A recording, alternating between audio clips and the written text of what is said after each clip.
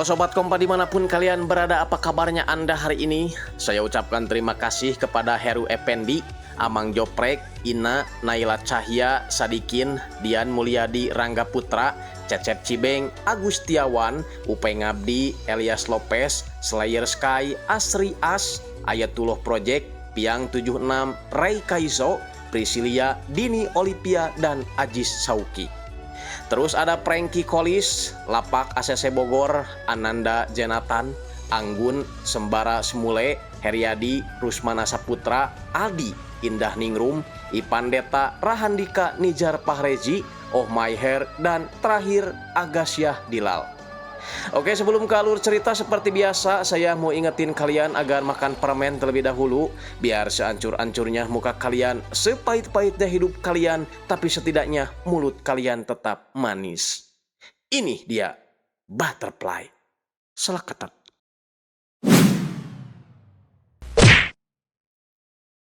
Malam Jumat Kliwon waktu Seoul, di sebuah karaoke kita bertemu dengan seorang penyanyi dadakan bernama Ujang David. Dia terlihat cuek-cuek saja meskipun orang-orang di sana sama sekali tidak mengenalinya.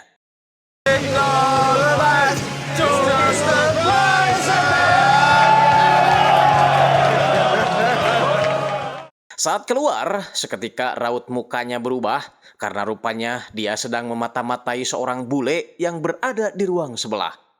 Bule itu berkomunikasi dengan badan agensinya bernama Kadis, sebuah badan intelijen swasta di mana kali ini mereka menargetkan seorang duta besar Rusia untuk dibunuh. Dan wanita bernama Rebecca inilah yang ditugaskan untuk membunuhnya. Dia masuk ke dalam, menyamar sebagai wanita hamil agar tak dicurigai. Rebecca juga pura-pura hampir pingsan agar dia bisa melihat situasi. Sampai ketika situasi dirasa sudah cukup aman, dia langsung bergerak menukar ponsel si dubes Rusia itu dengan ponsel yang dia bawa. Alhasil, saat si dubes menerima panggilan telepon, Rebecca langsung masuk ke dalam lift, namun masalahnya kepala keamanan sudah mencurigainya, menyuruh anak buahnya untuk menangkap Rebecca.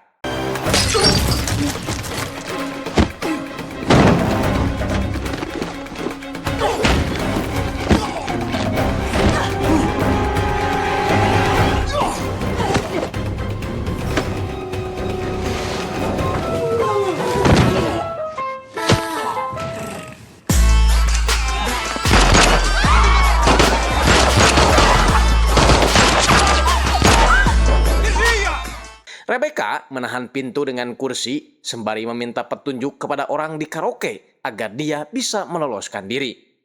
Rebecca lalu menghancurkan kaca dengan kursi agar seolah-olah dia sudah melarikan diri.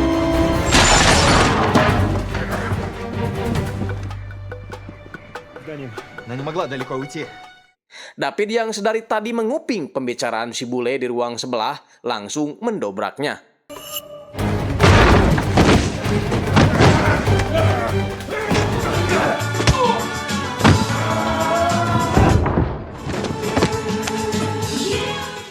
Sementara Rebecca langsung berganti pakaian, menyamar sebagai pelayan hotel agar bisa mengelabui petugas keamanan.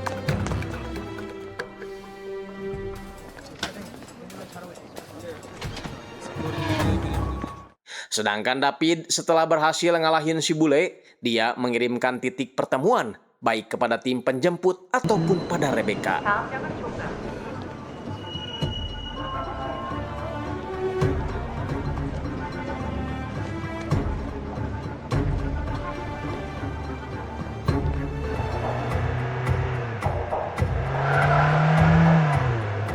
David sendiri berlari seedan-edannya agar dia bisa menghadang mobil tersebut sebelum nyampe ke titik pertemuan.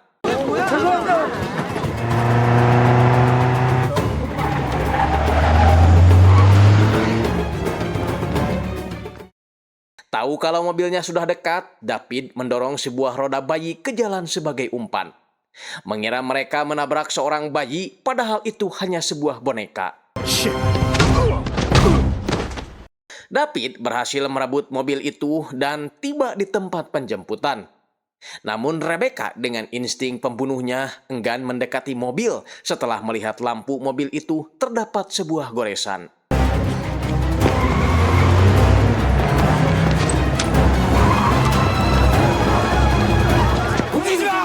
Okay.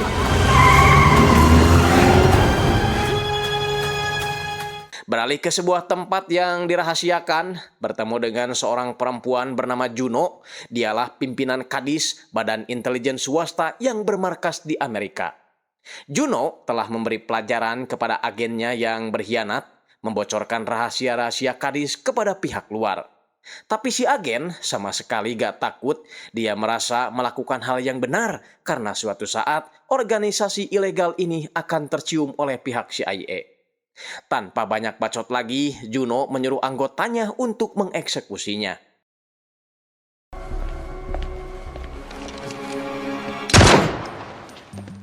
Setelah membunuh salah satu agennya, Juno bertemu dengan anaknya bernama Oliver. Oliver memberitahu kalau misinya di Korea berhasil dituntaskan meski sempat terjadi keributan, tapi pihak Korea tidak mengetahui keterlibatan mereka di dalamnya. Di sini, akhirnya kita jadi tahu bahwa Rebecca merupakan agen kadis juga yang diutus ke Korea untuk membunuh duta besar Rusia di Korea. Hanya saja, sampai saat ini dia belum bisa menghubungi Rebecca dan tak tahu di mana keberadaannya. Juno tak mau tahu, pokoknya Rebecca harus ditemukan sebab dia adalah aset berharga bagi kadis. Tak hanya itu, Juno ingin mengumpulkan semua anggotanya yang berada di Korea untuk membunuh orang yang ingin menggagalkan rencananya. Besoknya David pergi ke minimarket, membeli pembersih untuk menghilangkan jejak dirinya di mobil rampasan itu, kemudian menyimpan kuncinya di sembarang tempat lalu pergi ke stasiun.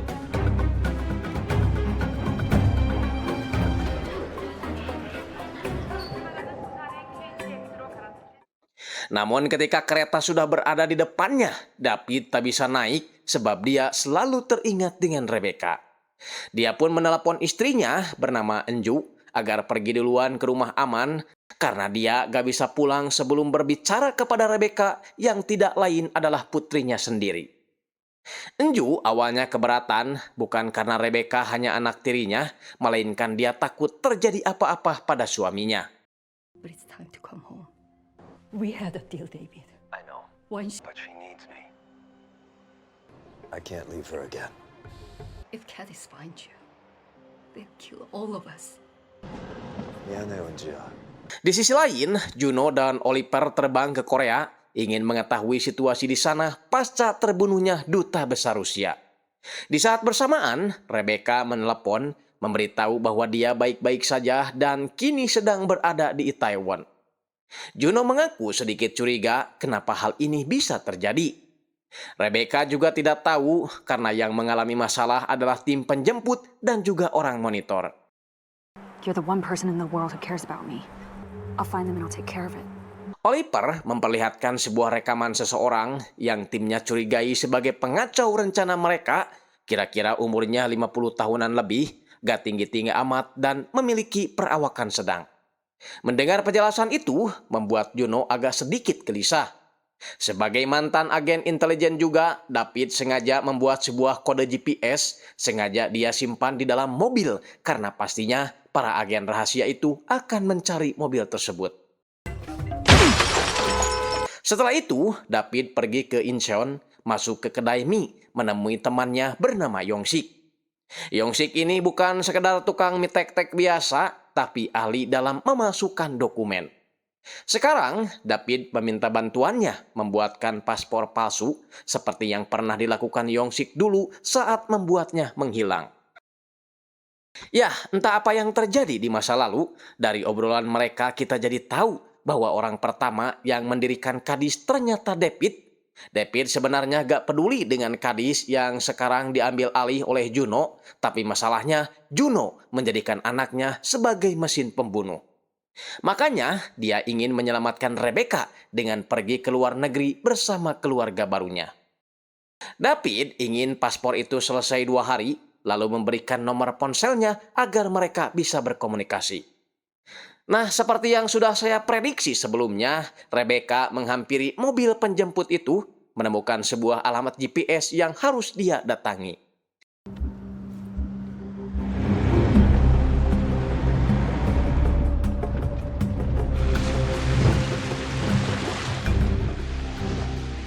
Tiba di kediaman rahasianya, David langsung menyiapkan bahan serta perangkat yang dibutuhkan untuk menyambut kedatangan para agen Kadis. Tiba di markas Kadis cabang Korea, Juno langsung ditelepon Rebecca, memberitahukan bahwa dia akan berangkat menuju titik koordinat yang diberikan oleh orang pengacau itu. Juno ingin Rebecca hati-hati dan membawa orang tersebut ke hadapannya.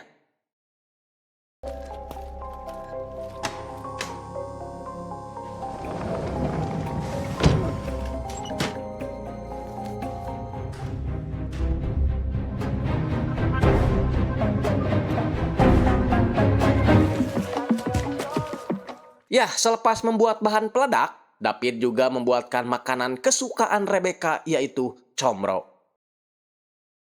Tiba di tempat yang dituju, Rebecca dan timnya langsung masuk ke dalam. Dia langsung terdiam saat melihat ada comro di atas meja, yakin kalau orang pengacau itu adalah orang yang dikenalnya. Sementara yang lain masuk ke dalam gudang, di mana David sudah siap dengan bom rakitannya.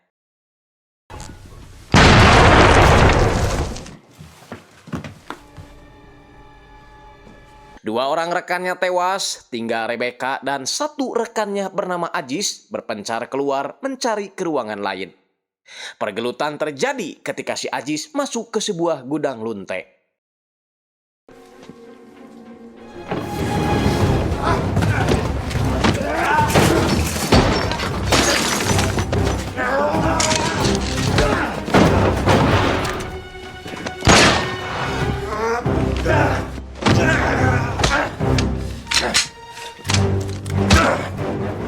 Keributan itu memancing Rebecca untuk mendekat, menemukan Ajis sudah tergeletak pingsan.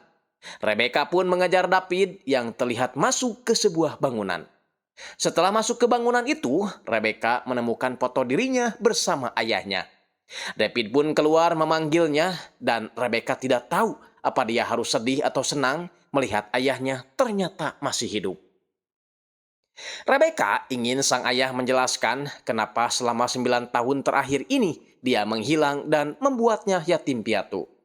David berkata kalau dia belum bisa menjelaskan semuanya karena waktunya sangat terbatas. Pokoknya dia melakukan semua ini demi kebaikan Rebecca dan dia ingin Rebecca ikut bersamanya. Karena masih kesal, Rebecca terpaksa memukul sang ayah hingga pingsan. Setelah itu Rebecca menelepon Juno, protes kenapa Juno tidak memberitahunya bahwa orang yang harus dia kejar adalah ayahnya sendiri. Juno bersumpah bahwa dia juga tidak tahu karena yang dia tahu David sudah meninggal 9 tahun lalu. Tanpa sepengetahuan Rebecca, Juno mengirim pesan kepada si Ajis agar membunuh David saat itu juga. David bangun dari pingsannya, meskipun marah, Rebecca tetap membantunya berdiri. Bahkan ketika si Ajis ingin menembak ayahnya, Rebecca langsung menembaknya duluan. No!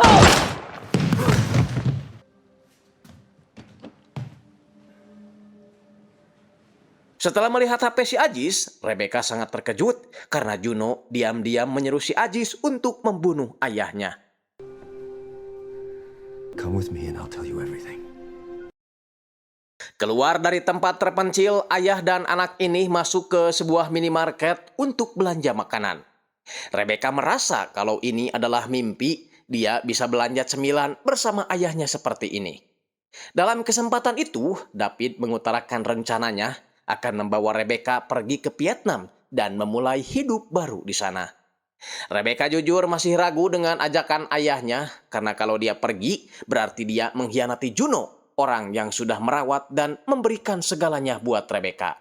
Bingung apakah dia harus meninggalkan Juno demi orang yang sudah menelantarkannya. Rebecca izin ke toilet dan diam-diam menelepon Juno, berharap Juno tak menganggapnya sebagai seorang pengkhianat.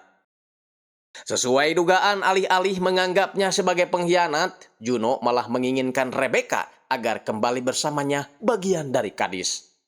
Curiga karena sudah 15 menit tak kunjung keluar, David menyusul ke toilet wanita, menganggap Rebecca telah kabur. Namun ketika keluar, Rebecca sudah ada di depan mobilnya. What's wrong? Thought you had, Disappeared? Di dalam mobil, David sempat bertanya apakah Rebecca menelepon Juno. Rebecca menjawab tidak, dia pergi ke toilet karena emang pengen buang hajat. Sialnya, di depan ada pemeriksaan polisi. David menyuruh Rebecca tenang, jangan sampai mereka membuat keributan.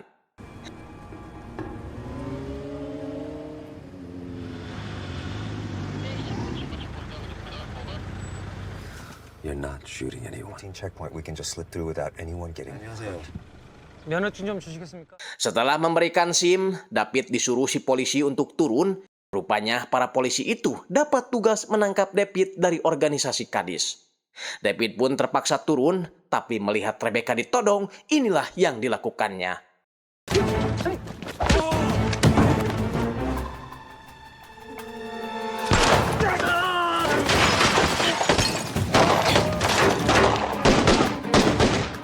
David terpaksa menghentikan mobil pengendara lain untuk menghindari kejaran polisi.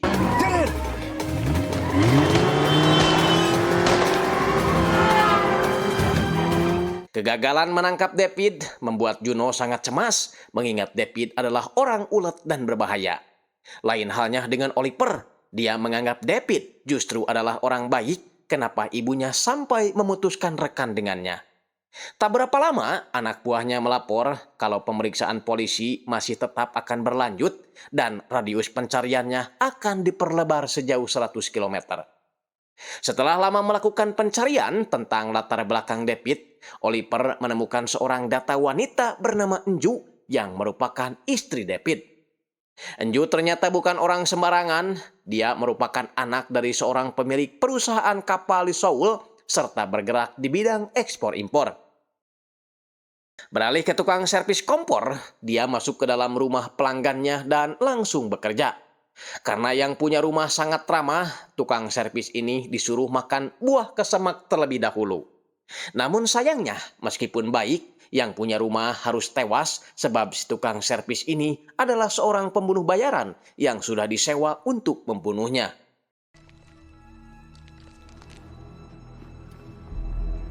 제발 그만 나가주세요.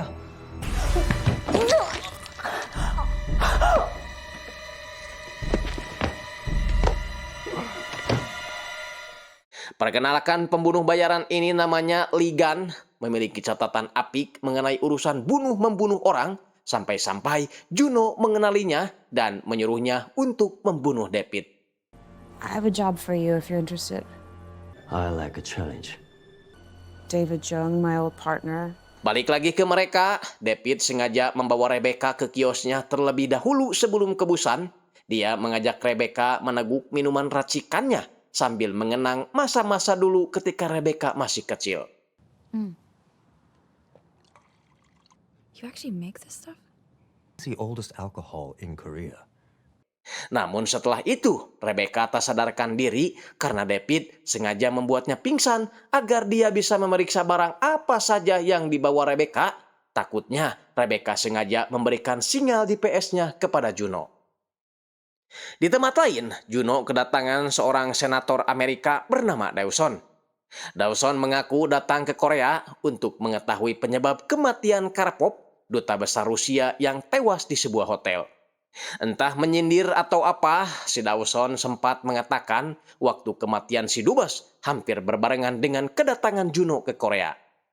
Juno mengaku tak tahu menahu soal itu, dia datang hanya mengontrol cabang Kadis yang berada di Korea.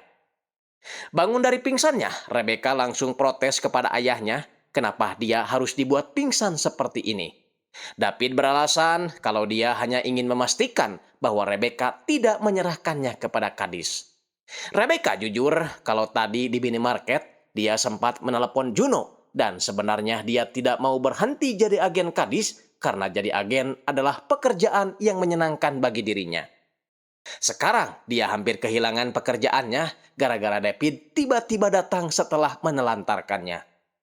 Rebecca sempat ingin memukuli sang ayah, tapi karena masih dalam pengaruh tuak, David bisa dengan mudah menjinakkannya. David menjelaskan kalau semua itu dia lakukan demi kebaikan Rebecca. Dulu ketika masih jadi agen, David pernah mendapatkan misi memburu teroris di Filipina. Dia sampai di markas para teroris itu, tapi di sana sudah tidak ada siapa-siapa. David hanya menemukan foto Rebecca kecil di sebuah komputer, lengkap dengan akta kelahiran serta jadwal sekolah Rebecca. Entah bagaimana kelanjutan ceritanya, yang jelas kata David, sepulang dari sana, semua rekan-rekannya pada tewas kecuali dirinya sendiri. Takut kalau para teroris itu akan memburu Rebecca juga, David terpaksa membuat dokumen palsu kepada Yong-sik yang menyatakan bahwa dia sudah meninggal. David mengaku sangat tersiksa dengan keadaan. Setiap hari dia selalu merindukan Rebecca tapi tak sanggup menemuinya. Sekarang David tak mau kehilangan Rebecca untuk yang kedua kalinya, berharap Rebecca mau hidup bersamanya. Tak berapa lama istrinya yang sedang berada di stasiun menelpon, memberitahu kalau dirinya seperti ada yang mengikuti. David pun menyuruh istrinya diam di tempat aman karena dia akan segera ke sana. 안 돼. 들킬 것 같아. I need you to get someplace safe. 알았어. 빨리 와. Rebecca menawarkan bantuan. Dia tahu kalau yang mengawasi Enju adalah orang-orang Kadis. Tapi David menolaknya. Dia tak ingin menempatkan Rebecca dalam situasi berbahaya. Ligan dihubungi Juno agar bersiap pergi ke stasiun. Juno sendiri bersama anaknya memantau area stasiun melalui kamera CCTV. Rupanya mereka sengaja menjadikan Enju sebagai umpan buat David. David langsung masuk ke dalam sembari mencari orang-orang mencurigakan di area stasiun. Dengan menggunakan killer instingnya, David melumpuhkan mereka satu persatu secara senyap.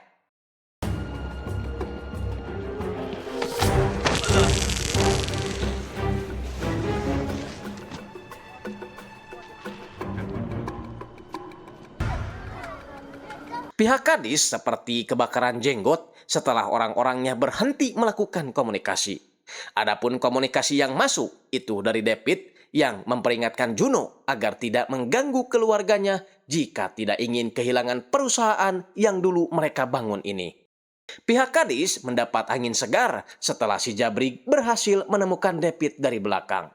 Namun ketika sudah mengeluarkan pisau,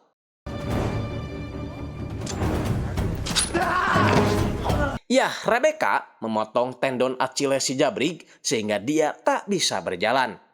Mereka berdua kini akan mengalihkan perhatian biar para agen itu tidak mengganggu istrinya.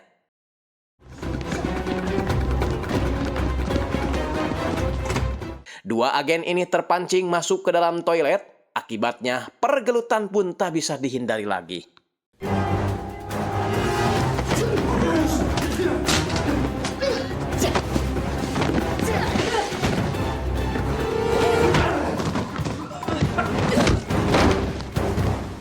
Masalahnya, Ligan juga ada di sana, memberi perlawanan sengit kepada David.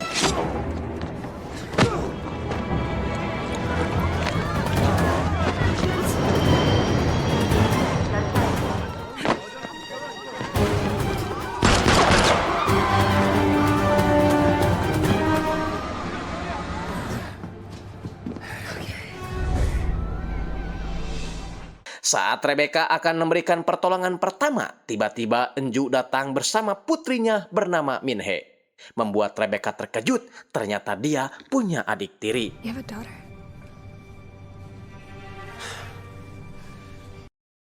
David pamit sebentar menelepon Yong-sik. Dia ingin paspornya selesai hari ini jam 8 malam dan mereka akan bertemu di pasar Jagashi. Yong-sik sebenarnya keberatan karena dia butuh banyak waktu untuk menyelesaikannya. Tapi karena David yang meminta, dia terpaksa harus menyelesaikannya. 아니야. 내가 해드릴게. Sementara Rebecca terlihat sangat bete berhadapan dengan ibu tiri serta adik tirinya. Menyangka kalau sang ayah lebih memilih kawin lagi daripada mencari dirinya selama 9 tahun ini. Enju jelas membantahnya. Dia dan David bertemu justru saat David dalam persembunyian dan Enjulah yang menolong David di saat masa-masa sulit itu. Tapi Rebecca tetap gak mau nerima. Kalau mau nolong mah ya nolong saja, kenapa pakai ditidurin segala? Kan jadinya Min-hee lahir. Rebecca lalu protes pada ayahnya, kenapa ayahnya tega menggantikan dirinya dan juga ibunya. David menjelaskan tak ada yang bisa menggantikan Rebecca dan ibunya, dia hanya ingin melanjutkan hidup sebagaimana mestinya. David memastikan Rebecca tak akan kekurangan kasih sayang darinya.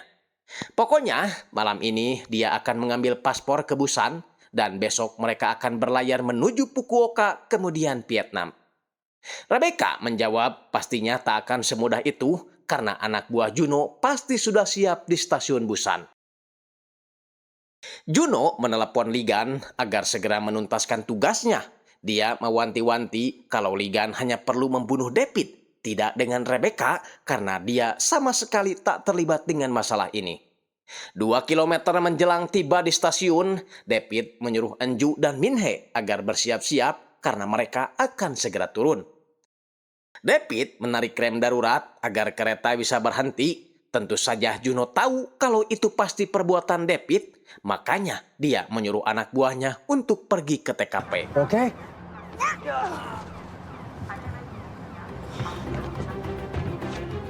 Juno juga memberitahu Ligan kalau David turun di sebuah terminal truk dekat pelabuhan. David dan Enju memohon pada salah satu sopir truk di sana agar bersedia memberi mereka tumpangan, alasan kalau mobil mereka mogok dan harus segera pergi ke Busan untuk merayakan ulang tahun anaknya. 저쪽으로 타세요. 감사합니다. Sebelum pergi, David sengaja meninggalkan jejak darah di truk lain buat mengecoh anak buah si Juno yang pasti akan mencarinya.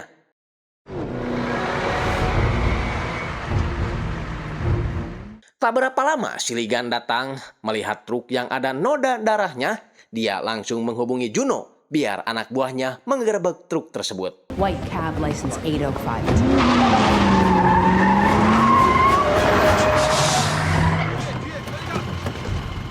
Namun setelah diperiksa, para agen ini tak menemukan David beserta keluarganya ada di sana.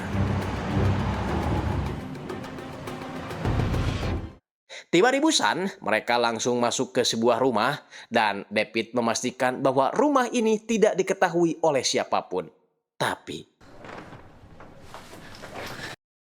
David segera memeriksa belakang rumah. Ternyata itu hanyalah si Usep, orang yang disuruh David untuk menjaga rumah ini. Merasa kurang nyaman dengan sikap Rebecca selama perjalanan, Enju mengadukan hal itu kepada David. David tahu ini pasti sulit buat Enju ataupun Rebecca, tapi dia yakin suatu saat Rebecca pasti akan mengerti dan menerima Enju sebagai keluarga. Rebecca, She's what? different. Tak sadar kalau percakapan itu didengar juga oleh Rebecca. Di tempat berbeda, Dawson kembali menemui Juno. Jujur, selain menyelidiki kasus kematian dubes Rusia, dia datang ke Korea untuk mencari pelaku pembunuhan agen CIA bernama Jae-hoon. Dia juga memperlihatkan foto kedekatan Jae-hoon dengan Oliver, tanda kalau pihak CIA telah mencurigai Oliver sebagai pembunuhnya. Membuat Juno khawatir segera menemui anaknya yang sedang latihan memanah. Juno langsung memarahi Oliver kenapa dia selalu saja mengacau. Gara-gara kerjaannya berantakan, Dawson dan pihak CIA kini memata-matai Oliver. Oliver menjawab bahwa dia sudah bekerja hati-hati, kalaupun ada kesalahan, biar dia sendiri yang akan memperbaikinya. Oliver tahu ibunya seperti ini gara-gara Rebecca mengkhianatinya. Oliver ingin ibunya memberi kesempatan agar dia bekerja di lapangan. Oliver akan membuktikan bahwa dia juga bisa diandalkan seperti halnya Rebecca. Kembali ke rumah aman, bukannya ngajak main layangan, gapleh atau semacamnya, Rebecca malah ngajarin Min-hee cara menggunakan senjata. Enju yang melihat itu tentu saja marah, kenapa Rebecca mengajari anak sekecil itu cara memegang pistol. Rebecca membela diri, dulu saat masih seumuran Min-hee, dia juga diajarkan memegang senjata oleh ayahnya, kenapa sekarang Min-hee tidak boleh. David berusaha melerai pertengkaran itu, dia tidak ingin ada lagi keributan sampai mereka pindah ke negara baru. David lalu mencari Min-hee yang ketakutan, memeluknya dengan penuh kasih sayang. membuat Rebecca cemburu seperti anak kecil lainnya. We used to play like that. You remember when you were little? No. Sementara itu, Ligan berhasil menemukan kedai mie tek-tek milik Yongsik. Dia mengancam pegawainya agar Yongsik mau keluar. Yongsik sendiri sebenarnya sudah bersiap akan pergi ke Busan mengantarkan paspor palsu itu kepada David, namun 아이 뭔데 그래? 뭔데?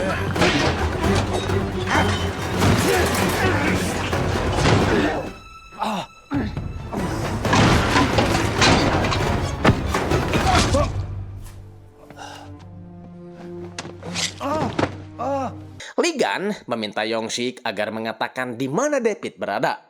Yongsik sama sekali gak takut, mendingan dia mati daripada harus mengkhianati sahabatnya sendiri.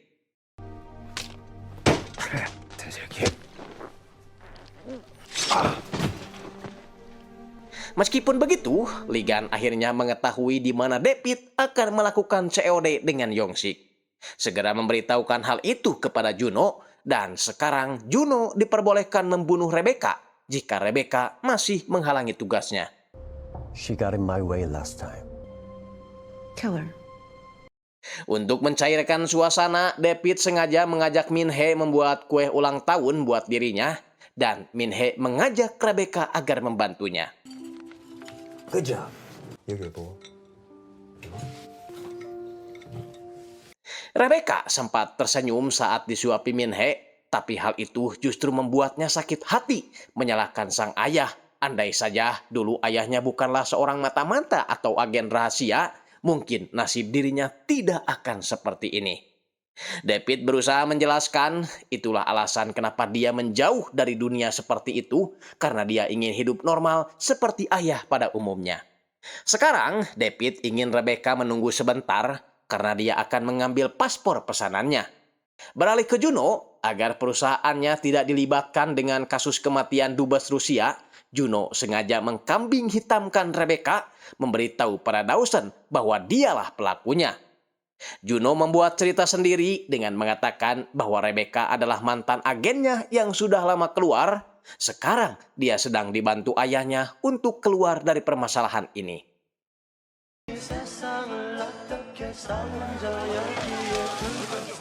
David tiba di pasar Jagalsi, tapi Yongsik belum kelihatan juga batang hidungnya. David coba menghubungi nomor pribadinya, tapi gak aktif. Dan saat menghubungi nomor kedai mie tek-teknya, seseorang memberitahu kalau Yongsik sudah tewas. David langsung khawatir, apalagi setelah melihat beberapa agen kadis ada di sekitarnya.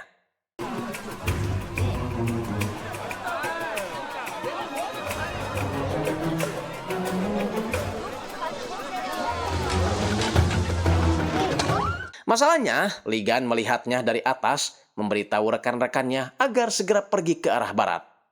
Gagal mendapatkan paspor dan kemungkinan besar tempat ini sudah diketahui pihak kadis, David mengajak keluarganya agar segera berkemas sebelum mereka terlambat. Sesuai prediksi, tim kadis sudah tiba di pelataran rumah itu, dipimpin oleh Oliver yang ingin membuktikan kepada ibunya. Sementara itu, David dan keluarganya sudah tiba di pelabuhan, membayar seorang nelayan agar membawa mereka ke Pulau Gojek. Masalahnya, si nelayan butuh waktu untuk menghidupkan mesin kapalnya. Sedangkan Oliver dan anak buahnya sudah dekat dengan mereka. David menyuruh istrinya agar pergi duluan, biar dia dan Rebecca menghadapi mereka. Baku tembak langsung terjadi antara Rebecca dengan para agen kadis.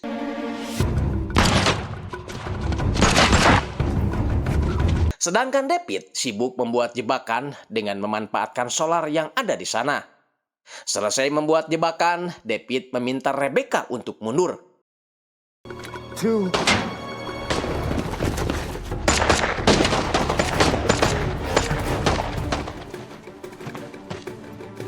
Let's go. Come on.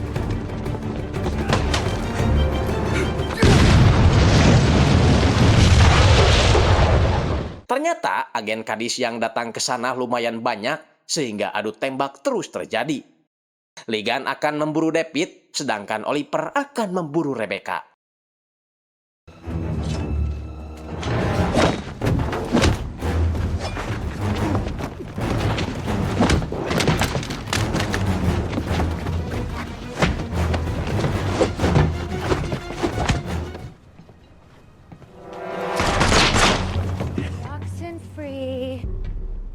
Keributan di luar membuat Min-hee gak bisa tidur. Untungnya Enju bisa menenangkannya, lalu mengajaknya bermain.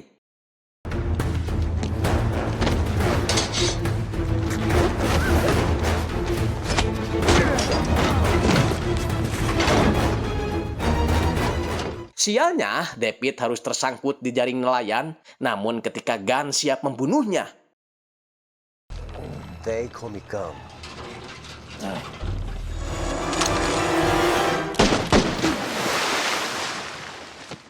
beralih ke bawah, salah satu agen berhasil merusak pintu kapal, tapi beruntung Enju berhasil mengatasinya.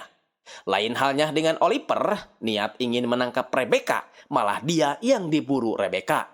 Sampai pada akhirnya digeretak sedikit saja, anak mami ini langsung jujur kalau dulu ibunya lah yang menjebak David, membocorkan kedatangan David kepada teroris Filipina, menyerahkan berkas keluarga David termasuk berkas Rebecca. David yang murka langsung menghubungi Juno saat itu juga, kenapa Juno mengkhianatinya. Sekarang, setelah selama ini Juno memisahkan dirinya dan putrinya, kini giliran David yang akan merampas Oliver dari Juno.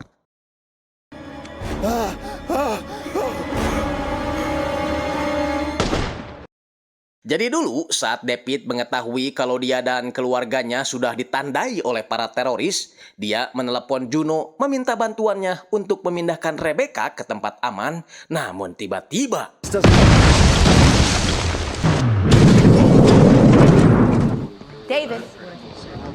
David dan rekan-rekannya berusaha bangkit melawan teroris yang menyerang mereka.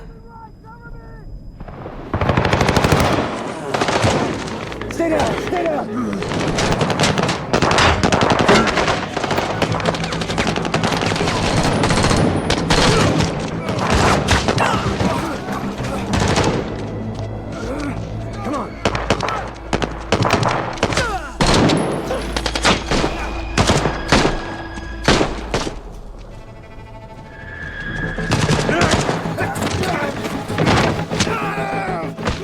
David memang berhasil membantai teroris yang ada di sana, tapi David juga kehilangan semua rekannya. Terdengar suara Juno memanggil-manggil namanya. Tapi David memilih bungkam agar seolah-olah dia juga tewas. Sebab kalau David diketahui masih hidup, maka anaknya akan menjadi sasaran balas dendam para teroris. Setelah itu, Juno memasang wajah sedih, memberitahu Rebecca bahwa ayahnya sudah tewas. Sejak saat itu, Rebecca yang seorang yatim piatu diurus Juno hingga menjadi agen yang diandalkan Kadis. Kembali ke masa sekarang, pihak Kadis terlihat sedang melakukan pembersihan akibat baku tembak yang terjadi semalam. Ligan rupanya masih hidup meskipun udah ditembak beberapa kali. Juno langsung menghampirinya menanyakan keberadaan Oliver. Ligan mengaku tidak tahu karena semalam mereka sibuk melakukan tugas masing-masing. Tiba di kantor, Juno memarahi semua stafnya. Pokoknya dia gak mau tahu. Oliver harus segera ditemukan apapun caranya. Find my son! Di pulau inilah David dan keluarganya bersembunyi. Rupanya pulau ini adalah milik keluarga Enju, istri David. Mereka semua berkumpul di meja makan. Mertua wanita David terlihat menyenangkan, beda dengan mertua laki-lakinya. Beliau nampak agak judes. Itu terlihat saat David meminta bantuannya untuk menyelundupkan mereka ke Fukuoka. Beliau berkata, urusi saja keluarga masing-masing, dia sama sekali gak mau membantu. David langsung membesarkan suara volume musiknya agar suara bising itu tak mengganggu. Ya, ternyata itu adalah suara si Oliver yang lagi ngamuk karena sedang disekap di dalam gudang. David sengaja gak membunuhnya karena dia juga masih membutuhkan Oliver. Juno memberikan pesan suara, dia berjanji tak akan memburu David dan keluarganya lagi asalkan David bersedia melepaskan anaknya. Di pihak lain, Dawson didesak sekretarisnya agar segera menangkap Rebecca yang dicurigai sebagai pembunuh dubes Rusia. Dawson justru agak ragu. Dia tak mau hanya menangkap kambing hitam, tapi juga dalang di balik pembunuhan si dubes. Dawson justru mencurigai Juno sebagai dalang dari semua ini. Dawson lah orang yang mengajarkan Juno ilmu mata-mata dan agensi ketika mereka sama-sama bekerja untuk CIA. Tapi sekarang Juno memanfaatkan keahliannya itu untuk melawan negaranya sendiri. Di luar, Rebecca bertanya kenapa David sepertinya tak begitu terkejut setelah tahu kalau Juno mengkhianatinya. David menjawab kalau dia orangnya curigaan dan tak pernah percaya pada siapapun. Jadi dia tak terlalu terkejut karena dia juga gak percaya pada Juno sebelumnya. David pun memutar pesan suara Juno yang menginginkan pertukaran. You hear me? I'm offering you a trade. And I will let you and your family go. Apakah Rebecca akan mempercayainya? Dengan tegas, Rebecca menjawab no. Dia menuruti ayahnya agar tak mudah percaya pada orang lain. David dan Rebecca masuk ke gudang menemui Oliver, ingin tahu alasan kenapa Kadis membunuh Kharkov dubes Rusia. Oliver sama sekali gak mau memberitahu, membuat Rebecca tertawa. Ternyata anak mami ini mulai memiliki keberanian. Alih-alih menjawab, Oliver malah mencap Rebecca sebagai orang yang tak punya pendirian. Rebecca langsung terpancing emosi sehingga David menyuruhnya menunggu di luar. Setelah Rebecca keluar, David mulai menjalankan rencananya, pura-pura kalau sebenarnya dia ingin menukar Oliver dengan keselamatan keluarganya, tapi sayangnya ibunya menolak dan gak peduli dengan Oliver. Sebagai buktinya, David memperdengarkan pesan suara ibunya yang sudah dirubah. No, I refuse to think about that. You hear me? No trade. Intinya, Oliver sudah dianggap tewas oleh ibunya. Membuat Oliver merasa dibuang dan akhirnya mengakui tujuan Kadis membunuh si dubes adalah karena si dubes menjadi perantara informasi penting bagi para intelijen Rusia. Makanya Kadis membunuhnya, takut si dubes membocorkan rahasia itu pada pihak lain. Selain itu, Oliver juga mengakui bahwa dirinya lah yang membunuh Jae-hoon, anggota CIA asal Korea. Sebab waktu itu, Jae-hoon kedapatan akan mencuri laptop miliknya yang menyimpan file-file penting milik Kadis. Di lain sisi, Juno dapat kabar dari anak buahnya bahwa selain mengincar Oliver dan Rebecca, Dawson juga mengincar Juno. Informasi itu dia dapatkan dari mata-mata Kadis yang mereka simpan di CIA. David mengutarakan rencananya pada Enju bahwa dia akan pergi ke Seoul menyelesaikan urusannya bersama Rebecca. Enju sempat khawatir bagaimana bisa dia yang notabene merupakan ibu rumah tangga biasa melindungi Min-hee yang masih kecil seorang diri. David meyakinkan bahwa semuanya akan baik-baik saja, apalagi Enju tinggal bersama orang tuanya yang disegani pejabat maupun aparat. Dengan begitu, David pun segera memasukkan Oliver ke dalam bagasi sembari pamit terlebih dahulu kepada keluarganya, terutama ibu mertuanya yang baik hati. 착해 빠진 애야. 좋은 사람이에요. 죽지 마.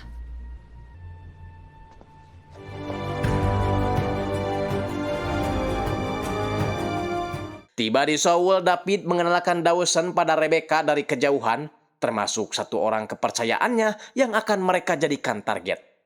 Saat orang itu mampir ke kedai seblak, Rebecca pura-pura menabraknya dan David segera menyadap HP orang itu. Dengan begitu, mereka jadi tahu jadwal acara Dawson beberapa hari ke depan, termasuk malam ini. Dia akan melakukan makan malam bersama pengacara almarhum Jae-hoon. David kemudian meminta maaf karena dia telah melibatkan Rebecca dalam masalah ini. Rebecca juga tak keberatan, lagian dia juga ingin menghancurkan Juno, orang yang telah membuat hidupnya menderita. Di lain sisi, selain mencari perkembangan tentang anaknya, Juno juga mengawasi pergerakan Dawson. Anak buahnya memberitahu kalau Dawson malam ini akan melakukan pertemuan dengan pengacara Jae-hoon di pasar Gyeonggi.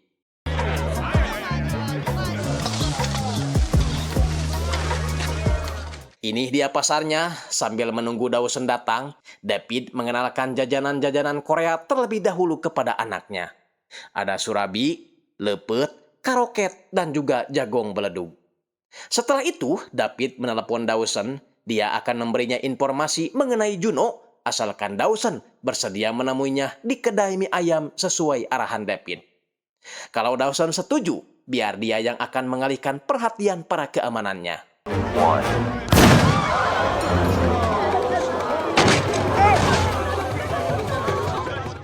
Setelah melihat Dawson masuk ke kedai yang dimaksud, David sengaja mengaktifkan HP milik si Oliver agar seolah-olah Oliver berada di pasar tersebut menemui Dawson.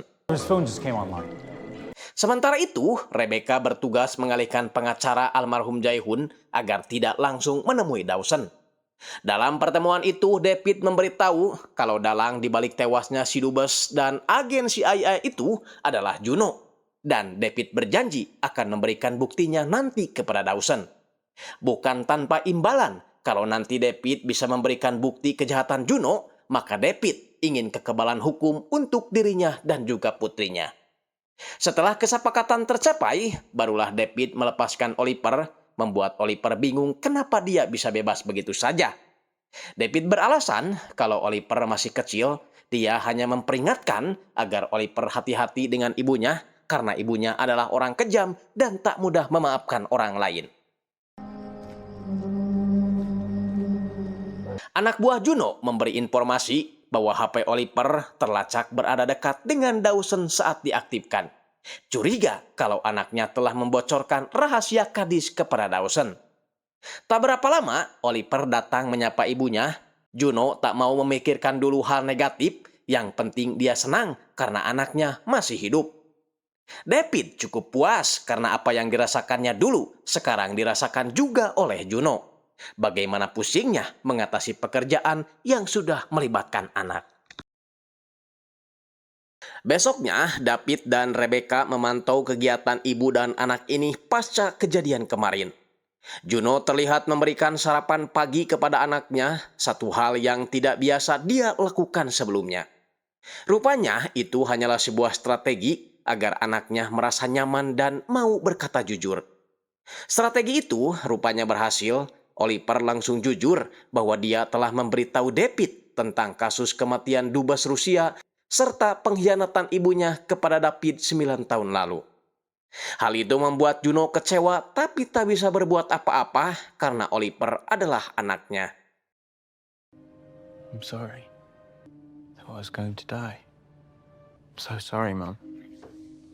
Juno lalu membawa Oliver keluar dan hal itu masih dalam pengawasan David dan Rebecca.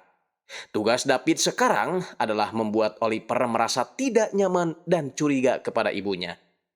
Saat Juno pergi, David dan Rebecca diam-diam turun ke bawah, menipu para penjaga dengan suara alarm.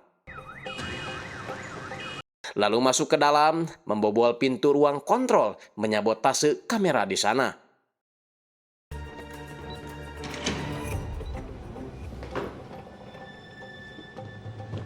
6 minutes should do it.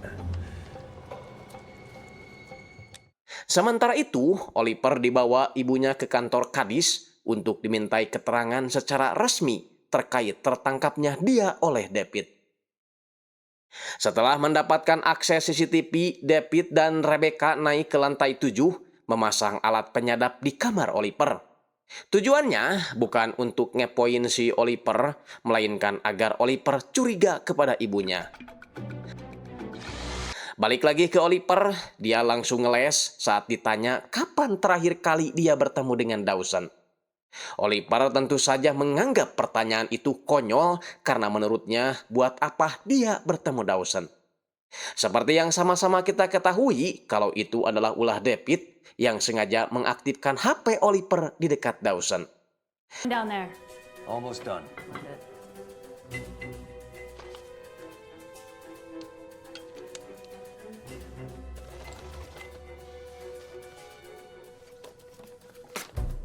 Dari kamera pengawas, Rebecca melihat Oliver sudah balik ke rumah. Untungnya pekerjaan mereka sudah selesai. He's off the elevator. Dad, we have to go.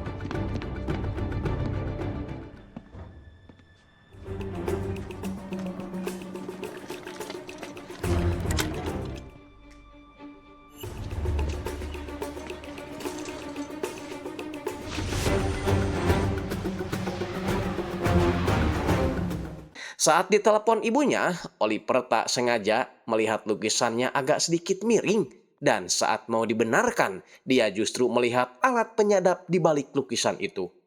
Membuat Oliver sedih menyangka ibunya sengaja mengawasinya.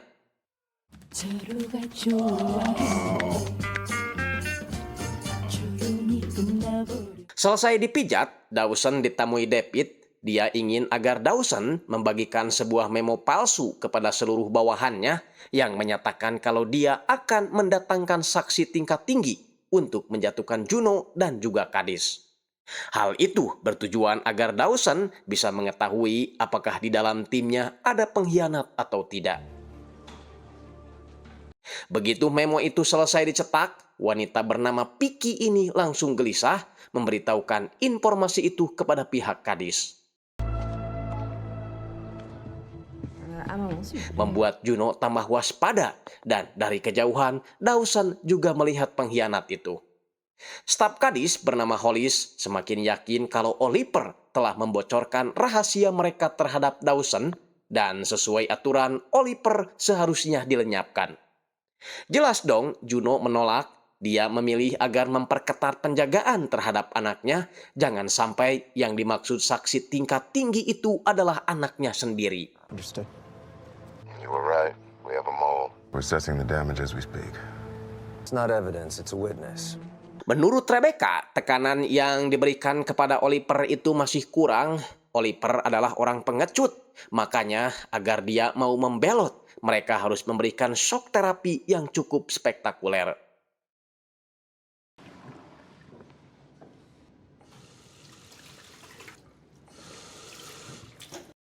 Hollis memberitahu Juno dari pantauan kamera CCTV, mereka menangkap David sedang belanja kangkung di pasar Songsu. Artinya, David masih berada di Seoul. Untuk itu, Juno ingin Hollis menghubungi Ligan dan melenyapkan David secepat mungkin. Setelah itu, Juno meminta saran kepada mantan suaminya yang tidak lain adalah ayah si Oliver mengenai permasalahan anak mereka. Mantan suaminya itu langsung menyalahkan Juno yang mendidik putra mereka menjadi orang kejam dan biasa menghadapi tekanan. Mantan suaminya menyarankan agar Oliver dipulangkan ke Inggris, meskipun akan menjadi pegawai bank seperti dirinya, tapi setidaknya pekerjaan itu aman bagi Oliver yang hanya memiliki mental pecundang. Kembali ke pasangan ayah dan anak ini, mereka kini masuk ke sebuah rumah milik teman David yang berada di Amerika. Di sana, David sengaja memasak, sekedar menggantikan momen-momen yang hilang selama mereka berpisah. David menjelaskan kalau tujuan dia kali ini adalah mengembalikan Rebecca menjadi seorang gadis biasa. Dia tidak ingin melihat Rebecca membunuh orang lain lagi setelah masalah ini selesai. Bersamaan dengan David yang menerima telepon dari istri dan anaknya, Rebecca merakit bom sendiri untuk keperluan misi selanjutnya. She didn't sleep last night. I just let her stay with me. We're okay. We'll be able to join up with you in a couple of days. Di lain sisi, Ligan sudah sampai di pasar mencari David sesuai dengan yang tertangkap di kamera CCTV. Sementara itu, Oliver semakin curiga saat melihat chat pengawal pribadinya membahas soal pembunuhan. Mungkin target yang dimaksud adalah dirinya sendiri. Pulang ke rumah, ibunya tiba-tiba memberi hadiah. Anggap saja itu adalah oleh-oleh terakhir dari Korea, karena besok Oliver akan diterbangkan ke Inggris tinggal bersama bapaknya. Oh, wow. That's beautiful. You're going home tonight. What? Oliver pastinya menolak karena dia masih ingin membuktikan dirinya pada sang ibu. Tapi Juno menegaskan kalau ini demi kebaikan Oliver, sebab Juno sudah tidak bisa menjamin lagi keselamatannya. Alhasil, Oliver kecewa, merasa dirinya telah dibuang oleh ibunya, lalu pergi keluar begitu saja. Sedangkan Rebecca masih mengawasi CCTV yang sudah diretas, memberitahu ayahnya yang sedang memasang bahan peledak di bawah mobil kalau Oliver bersama pengawalnya sedang menuju ke basement. Oliver langsung menggas mobilnya dan David membuat pengawalnya pingsan saat itu juga. Mereka pun siap menjalankan rencana selanjutnya di mana Rebecca sengaja menyalip ke depan, memberi jalan agar Oliver terpancing setelah merasa diikuti oleh mobil yang berada di belakangnya. position. I'll run.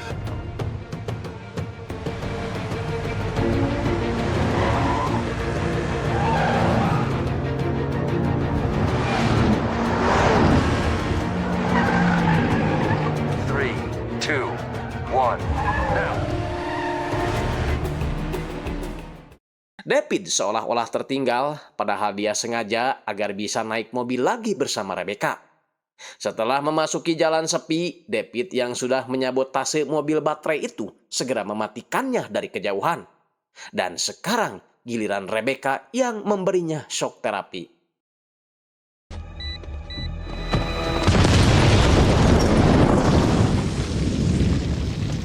Oliver sangat ketakutan, tak menyangka kalau ibunya benar-benar ingin membunuhnya.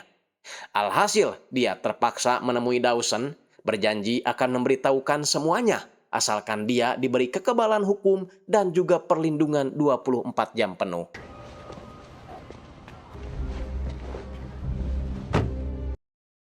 Singkat cerita, Dawson menelepon David, memberitahu bahwa dia sudah mendapat banyak informasi dari Oliver.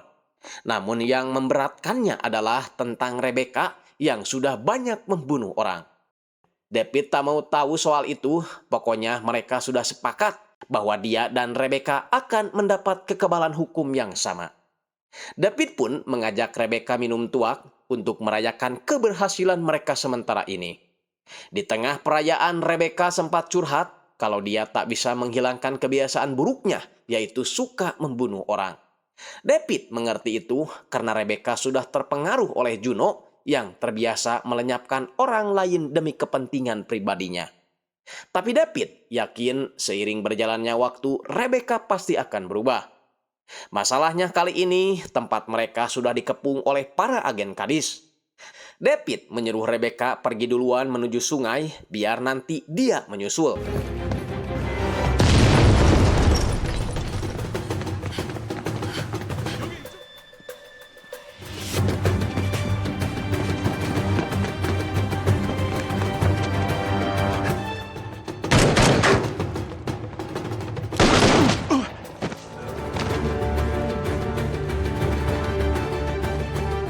Rebecca sempat memanggil ayahnya, namun tiba-tiba... Ya, itu adalah si Ligan yang berhasil mengamankan Rebecca.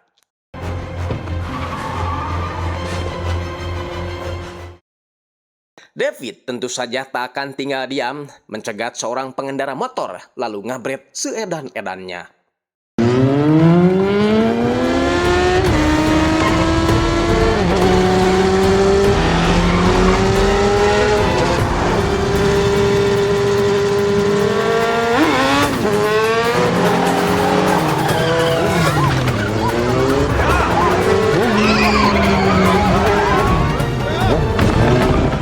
Sialnya, di tengah keramaian, David harus terjatuh karena tertabrak pengendara lain.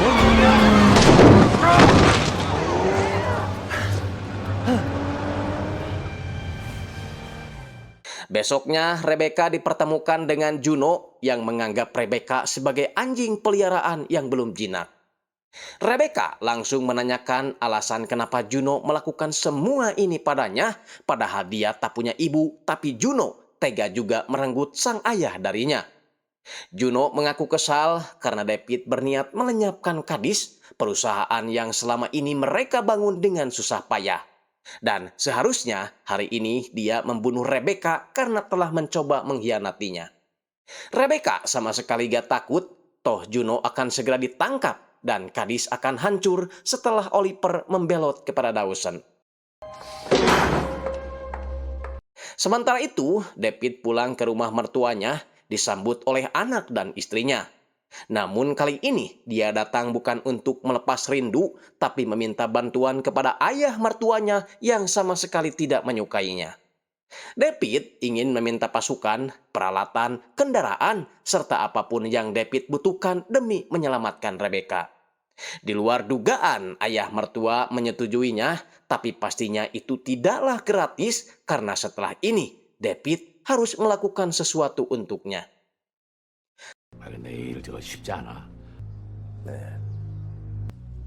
아이고, 당신도 참. 내 부탁 들어주면 Kembali ke mereka berdua, Juno tahu kalau David lah yang membuat Oliver berbelot kepada Dawson. Rebecca langsung menegaskan kalau David bisa saja membunuh Oliver saat itu juga, tapi dia tidak melakukannya karena masih memiliki hati nurani sebagai orang tua. Tidak seperti Juno yang memaksa anaknya menggeluti pekerjaan yang sebenarnya tidak anaknya inginkan.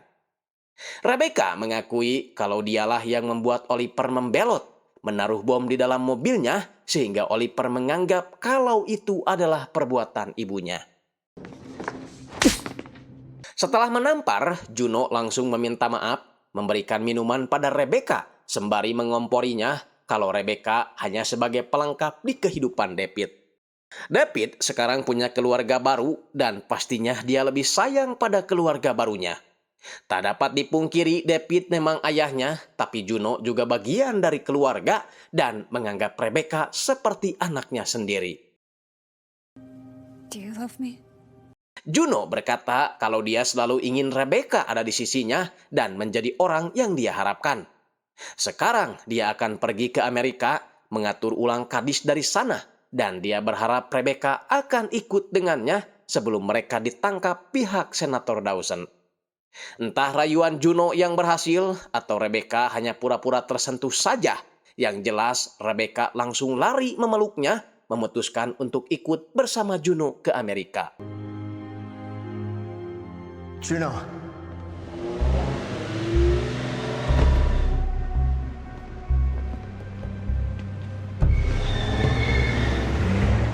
Di tempat berbeda, David kini mendapatkan dukungan dari ayah mertuanya yang merupakan seorang mafia juga. Si ayah mertua mengerahkan beberapa pasukannya untuk membantu David sesuai kesepakatan. 부탁합시다. Sedangkan rombongan Dawson tiba di gedung Kadis, melakukan penggeledahan dan mengamankan seluruh barang bukti sekecil apapun. Every hard drive and cell phone. Take it all. Anak buah David memberi kabar bahwa iring-iringan mobil sudah terlihat melewati dirinya. David langsung bergerak, entah apa yang akan dilakukannya. Rebecca sempat meminta maaf gara-gara perbuatannya Oliver jadi tahanan Senator Dawson. Juno menjawab semuanya sudah terlanjur, yang penting dia tidak kehilangan Rebecca juga. Nah, si David ternyata sengaja mengacaukan panel lalu lintas, mengakibatkan kendaraan jadi semerawut. Juno yang tak mau berhenti, menyeru si supir agar terus maju mencari jalan yang bisa dilalui.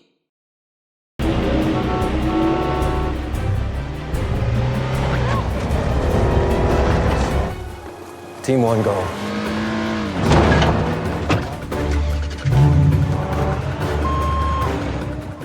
Hingga mereka terjebak dan sadar kalau ini pasti perbuatan David. He thinks things are better than they are.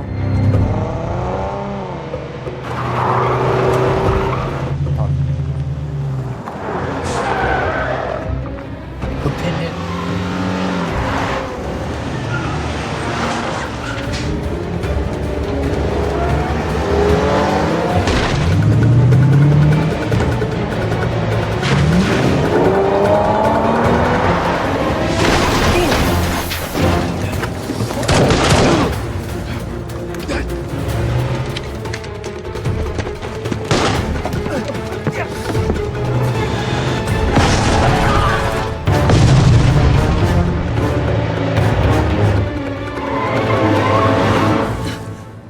Ligan akhirnya turun dari mobil untuk memburu David yang semakin menjadi-jadi.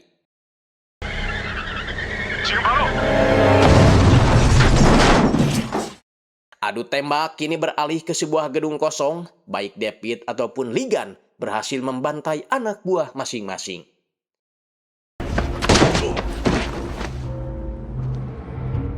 David sebenarnya sudah berhasil menodongkan senjatanya ke arah Ligan, tapi sayangnya pistolnya mendadak macet.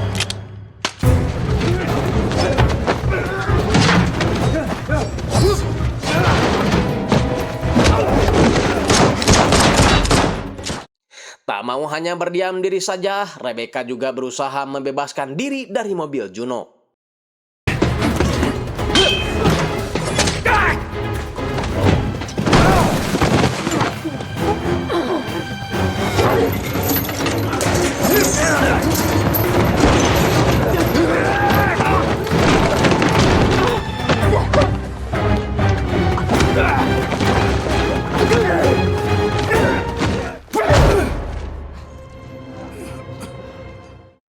David akhirnya bisa mengalahkan Ligan dan hendak akan membunuh Juno juga.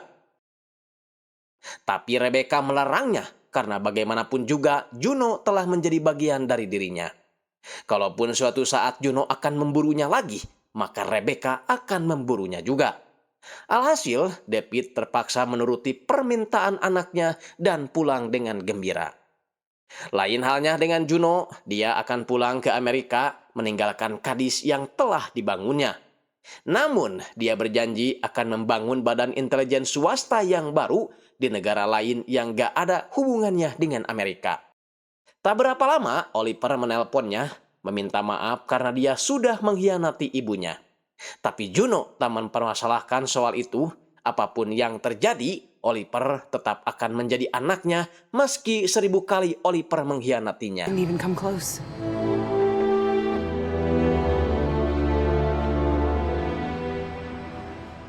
Singkatnya, David tiba di kediaman mertuanya dan langsung mengajak keluarganya makan malam di luar. David sangat senang melihat Rebecca tidak hanya akur dengan adiknya, tapi juga dengan ibu tirinya. Bahkan saat Enju akan pergi ke toilet, Rebecca dengan senang hati mengantarnya. Setelah 15 menit belum keluar-keluar juga, David coba menyusul ke toilet, tapi sudah menemukan Enju terluka parah. Dan Rebecca lenyap entah kemana. Enju tak bisa menjawab pertanyaan David tentang siapa yang melukai dirinya, karena lehernya sudah terluka parah. Rebecca! Entah siapa pelakunya, saya juga tidak tahu karena film keburu udahan. Baik Sobat Kompa, itu tadi rangkuman film Butterfly sudah kita saksikan sama-sama. Pesan yang dapat kita ambil dari film ini adalah setiap orang tua pasti akan melakukan apapun demi anaknya, asalkan anaknya bahagia. Tapi seorang anak belum tentu akan melakukan hal yang sama. Saya Andreas Bok pamit. Wassalamualaikum warahmatullahi wabarakatuh. Adios.